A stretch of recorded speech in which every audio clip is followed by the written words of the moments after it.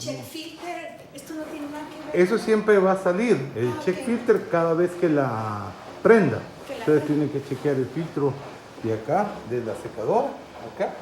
Aquí vamos su filtro. Entonces siempre sale eso para que nosotros chequemos este filtro, que esté limpio, para que sea más eficiente el...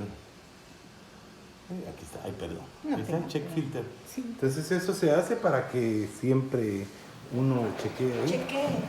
Entonces esta LG, lo que pasa es que no.